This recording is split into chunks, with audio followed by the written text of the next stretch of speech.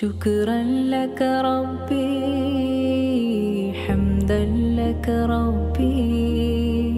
السلام علیکم دوستان بهترین ما اپا و خواهرکو همه کسا خوش آمدین به کانال ما. امیدوارم که همه شما صحت سلامت هستین و این روزا ویدیو ما باشه تیار کردن پیتزا. این روزا پیتزا ما نباشه تیار میکنیم ای خمیرهای پیتزاچنی. در خمیر پیتزا ما لازم میشود یک دانه شدره لیتا، یک دانه سمیتانا، یک разрыхлитель майдахак، بعد یک قاشقچه نمک در کار میشود، آرد در کار میشود. زباله میگیریم، بعد میپرسین که چقدر آرد انداختین تا سخت شدن زباله مانه نگاه کنین. همونجا نشان دادگی دختران هیچ وقت ما نمیتونیم گفته آرد با ما چقدر لازم میشود. شما در رفت ویدیو میبینین. بگیرین یک پیاله یک نیم پیاله آرد بگیرین که شما دکی کمی کرده با آرد علاوه میکنین، هیچ گم نداره. من در اینجا هم خیلی کردم، یک آرد گرفتم، وقتی یک جا کردم موج کردم، اول شدره لیتره قطی آرد разрыхлитель و نمک و همش انداختم. بعدا سمیتانا را که انداختم آردم که کمی کرد سستر شده با آرد علاوه کردم. خوشرو نگاه کنین دخترها، همش در ویدیو نشان دادگیم چه خیلی تیار کردگیم، همش نشان دادگیم. ویدیو گذشته ده هزار رحمتی کلان دخترها نغز دستگیری کردین، فکرهای خوبی خودتون نویسین. بهت خرسند شدم دخترها، بهت کامنتاری زیاد شد، لایک زیاد شد، پراسموتر زیاد شد، بهت من خرسند شدم دخترها. برای شما با در آخسته نمی پیتزا تیار کردم، برای شما اینا تیار کرده ویدیو من در وکاک پرتافتم تا اینکه شما مرا زیادی باید پزمان نشوین، شما را هم زیغ نشوین. فکر شما را من میکنم دخترها. هر باری که شما کامنتاری می نویسین لایک میمونه هم قدر ذوق ما زیاد میشه برای ویدیو کردن. ویدیویی که یک دو روز پیش ماندم بهت подписчикای نو زیاد اومدن، همه کسا خوش اومدین دخترکو. باوری دارم که در کانال ما شما پشیمون نمیشوین. ای подписаться کردگیتون هزار رحمتی کلام که کانال ما را انتخاب کردین، شما دا معقول شید. خداوند نگهبانتون باشه. اینجا دا باشه ما یک پیتزای کلون کردم، بعد دو دانه پیتزای майдаها کردم. بعد دخترها من شما را گفته بودم که در کانال ما کدام نمود پخت‌وپز دیدن میخواین نویسین. یا خواهرک ما نویستیم برای سموسای دیدانی. خواهر جان انشاءالله تاجیکستان میرم در اوجا، یا اینکه در دیدانی اما پیش دام یا اینکه در دیدانی خانه اوچم تیار میکنم، حتما شما دا نشان میتیم. در اینجا باشه زباله کلونیش تنه کردم. در او بکال چی گرفتم؟ کچوپ مایونز، بعد کچوپی چیلی بود تیزک، همش یک جا کردن. خیلی شکیدم در بالای خمیر ما. خیلی بعدم کلباسه مونده، هر کی چیزی را دوست میداره هم را میمونه. خیلی کودکای ما همین کلباسه را دوست میدارن، برای همین کلباسه قطع کردم. میتونین شما بودرینگ سالیونی بمونین، болгарський بمونین. اوزی این ویدیو ده پیساچنی کردم خمیرشه. ویدیو دیگریم ده چی میکنم؟ خمیری درجوی قطعی تیار میکنم دخترها، حتما تیار میکنم. ویدیوی دیگری ده میمونم. اینم خیلی با کم کم پامیدور موندم.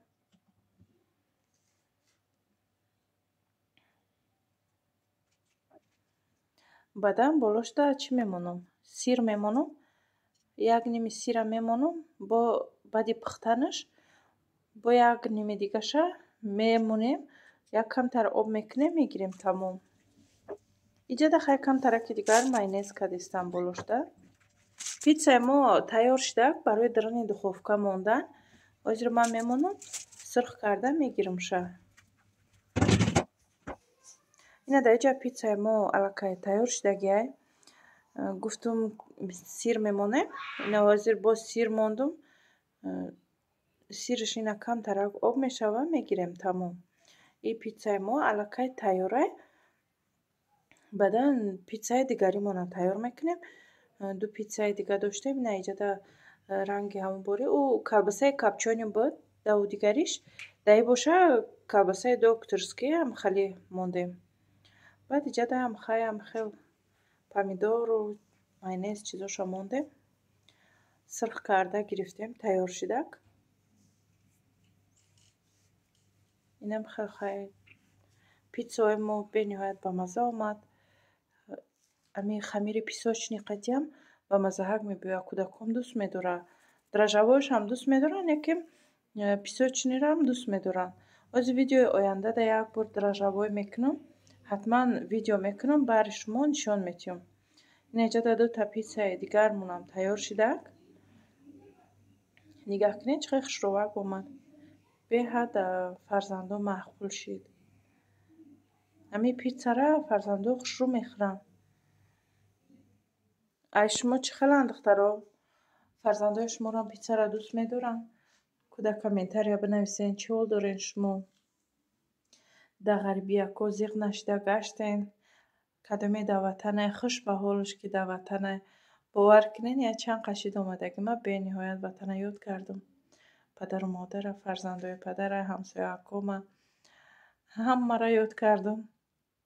رنگ دکی جای گوش کردم میگه دیولای خونه من یاد کردم. ما هم خیلی شدم نکی دیولای خونه من یاد کردم.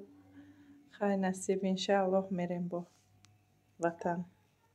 دوستانی بهترین ما در اینجا میخوام که شما را قطعی خواهرک ما شناس کنم. خواهرک ما در شرکت اتمی کار میکنن. آیلکای نقص میگیرن و میخوام که شما هم کارایوتی در شرکت اتمی خرید و فروش نیست. خرید زیادی نمیکنی. در 6 ماه یک بار خرید میکنی. همراه با مقدار 200 تومان به نهایت کار آسانه در شرکت اتمی. باوری دارم که اگر که داخل شوین شما دا معقول میشه و به حد محصولات های بهترین داره. من خودم دخترها ایامی شرکت اتمی محصولاتش استفاده میبرم. از بس که محصولاتش مده معقوله من کشان گرفتگیم. نمی کشان ای خودم دخترها خودم تا حاضر استفاده میبرم. بهترین کشانه مده معقوله و یک چند نمود محصولات های دیگرش هم گرفته استفاده کردگیم. امین نمره خواهرک مونده نویسین. اگر که محصولات لازم باشه شما دستافکا میکنه. اگر که خیلی کار کردن خواهین کار خوش رو وقت میفهمونند شما و سیلکه واتساپ شونم در تای کامنتاری میمونم. اینه محصولات هایی که دیدیسین این همه ایورا من خودم استفاده کردگیم. کار فعالیت میکنم. راست که در تمام شرکت‌ها کار کردیم. باور کنید تا حال دیگه شرکت‌ها در خانه ما هست محصولاتی که تا حال هست مجبوری استفاده بکنم. همین صبح 2 سالی رو نمیشه که من در شرکت اتمی خوشبختانه رزیدنسش کار کردم. با ای همه مهمش برای ما چیه مشغول می‌خوام که ما آدم بیس اسپانسر. باور کنید نفع خارج از ما اسپانسر ندارم. ما یکم کس رهبری کردیم نیست ولی ما همه شما خیلی فخر می‌کنیم که هر یک تشخیص اسپانسر داریم. هر یک تشخیص رهبر داره که رنگ یک رهبری که شما رو نشون میده چه میشه. ما یکم کس رو نشون دادیم نیست. خوشبختانه در طول 2 سال هم خدمت پیشتر شدیم که مخمر واقعا وقتی آسمان نیست می‌کنم. این با اگر پرودی که خدمت کنیم ممکن باور نکنید ولی مثلا وقتی پرداخت این با ولی ما 100,000 زیاده.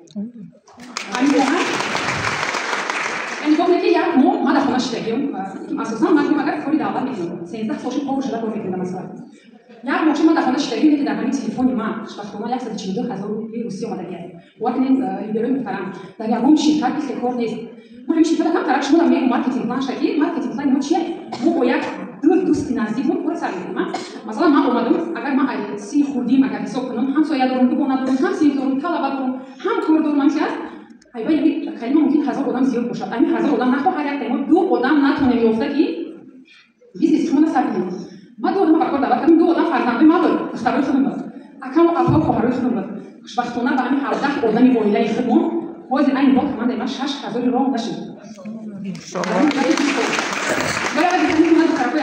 این کنفرانسیا در تاجیکستان دخترها شده شوی امی شرکت اتمی را چی میگن؟ تیاری دیدیستین. برای همه دیر نمونین خیلی خارق مونده نویسین. نوزیکه کار یاد بگیرین. حالی هم دیر شدگی نیسته. میتونین که در اومده کار کنین. در اینجا خیلی کم ترک رسپاکوفکا داریم. خیلی نمی چیزای روزگار.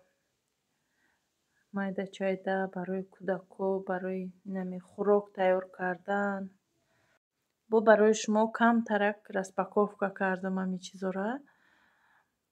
بسیاری پدپیچگوی ما دوست میدارن رسپاکوفکا را برای همی رسپاکوفکا کردم. این بازیچه برای که رقیه جان هر چیزک میسازی کنم تریه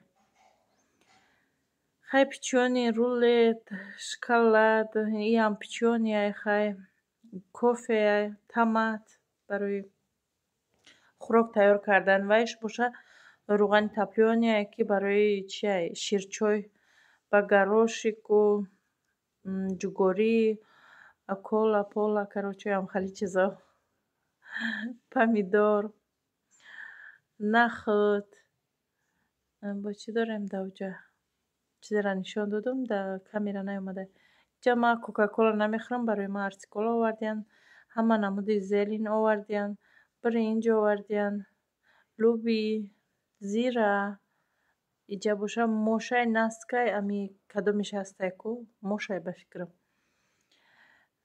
با چی داریم در اینجا چکای او خیلی کلبسه مسلمانسکی نویستگی هم خیلی ایش باشه پاکیزه حلال نویستگی خیلی کودکو میخورن و خیلی کودکو دوست میدارن مجبوریم برای کودکو بگیریم ای بگیم که اینی توجیکوی خودمون مگزین های توجیکوی خودمون ای همه جا میگیریم خیلی خداوند خودش ببخشمونه خیلی نمیدونم اکو حلال مسلمانسکی نویستگی خیلی میگیریم اکو فرزندو میخورن طلب میکنن کودکو در اینجا باشه خیلی نخوتا تر کردم تازه هک شوشتم تر کردم نمیمونه میسته خوشروبک تیار میشه با پاکتی که دا گرفتم میمونیم برای هر روزه خوراک تیار کردنمون در اینجا باشه گوشتی آوردگی شوهر مامایده که دیستم چی میکنم در پاکتی که ایرم گرفتم میمونم نمک کده خوشرو کده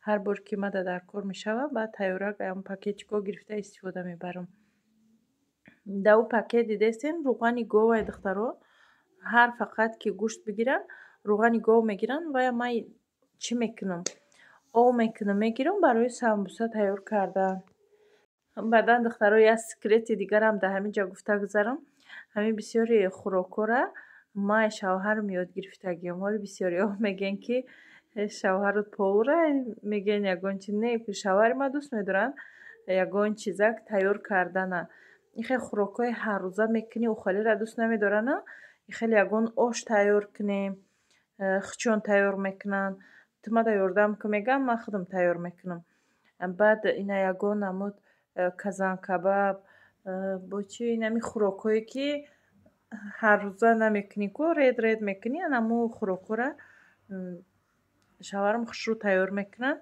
ما همین چیزا را بسیارتر ای شوهرم یاد گرفتگیم هزار رحمتی کلان شوهرم دکیم خیلی چیزا را مده یاد میتین چیزایی که ما نمیدونسته باشم شوهرم مده یاد میتین از یادی خوراکا پخت پزایی را ای دختری ای مادر یاد گرفتگیم ما بعدا اومدیم خانه خشتومن دوجا باشه با یک خیلی چیزایی که نمیتونستیم در خانه اوچمون ای خشتومن یاد گرفتیم بعدا با انامین اینترنت ها هستن که ما یاد میگیریم البته اینترنت ها با یک نیمی چیزا یاد گرفتگیم انام خیلی ای شوهر ما یاد گرفتگیم برای همین کسانی که نغز اگر که اهمیت میتین میتونن ای هر یک ویدیو ای هر یک آدمی که یک چی تیار میکنه بخته میگیری اگر خواهش داشته باشی خودت ده همون هنر میگیری خواهش نداشته باشی اگر هم خیلی پروسته نگاه میکنی میگذاری میری من همین هر باری که مثال اوچه همشون یکون چی تیار میکردن اهمیت میدادم بعد خشتومنم تیار میکردن اهمیت میدادم بعد بگیم که آهسته آهسته همین هنر را ای خود کردیم و بعد در رفت زندگی با علاوه کردیم چیزایی که مثلا با اوچمشان نمیتونن خشتومنم ها نمیتونن آموختیم یاد گرفتیم که بهر مادر بهر خشتومن بهر شوهر فرزندا یک چیزایی را ما آماده کنیم که وایده محقول شود برای همین زن فکر میکنم که هم خیلی کوشش میکنه که یک نویگری اویله دا آورده است دیگر را خیلی من نمیدانم من خودم همین خیلیم مثلا واسه همه چی را میتونم پختنشه.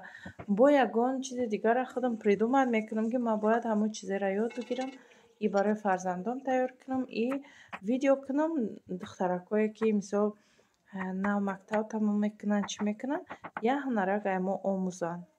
در اینجا باشه ما هم مستوه که با مزه کدیستیم. فکر میکنم که مستوه را همه دوست میداره. شما را نمیدونیم اویلای مادر زیاد خواهش مستوه خوردن دارن. چکه قطی باشه زیلین قطی باشه با به حد دوست میدارن. برای همین بسیارتر ما زیلین استفاده میبریم کبوتی ها. در اینجا خیلی ما کمتر گوشت جدید کردیم، بعدی پیاز جدید کردیم، پمیدور انداختیم، کمتر بلگرسکی انداختیم، سبزی کارتوشکا، نخود، برنج، زیلین، خیلی محصولات ما در لازم می شود. ما حاضر در دیگمون انداختگیم گوشت و پیاز و بلگرسکی پمیدور انداختگیم. واسه باشه سبزی را می اندازیم. اینا دیگه سبزی را ما علاقه انداختیم. کم ترکی دیگه جارید میکنیم. اینجا ما زیلنا را ریزه کرده تیار کرده موندستم برای که آزی مدل لازم میشود.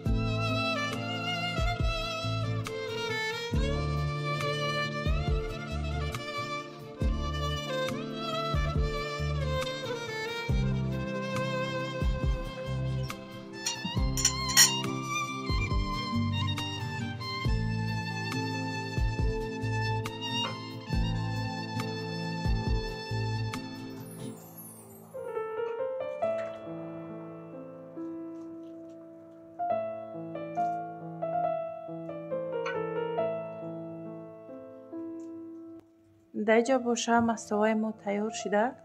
بسیاری ها مستوا را غوص میکنن، برنج بسیار میاندازن، غوصک میشوه، هم خیلیش دوست میدارن. در اویله ما باشه مستوا را باید برنج کم دوست میدارن، تنکک باشه، آب دارک باشه، نختش نکیم بسیار باشه نغز میبینن. بعد زیلینش چقدر بسیار میکنن، چکش بسیار میکنن، هم خیلی بگیم که ترشک کده بعد میخورن. زنجبیل در لب دسترخوان موندگی بود. گفتم در لب کاسم میمونم ویدیو میکنم، ایادم برآمد. خیلی ویدیو کردم. شما چقدر تیار میکنین مستوار دخترها؟ در کامنتاریا بنویسین. ما هم خیلی تنکک دوست میداریم. وقتی ما غوص میکنم برنج بسیارتر میاندازم نمیخورم. خیر دخترها، تا ویدیوهای آینده، خداوند نگهبان.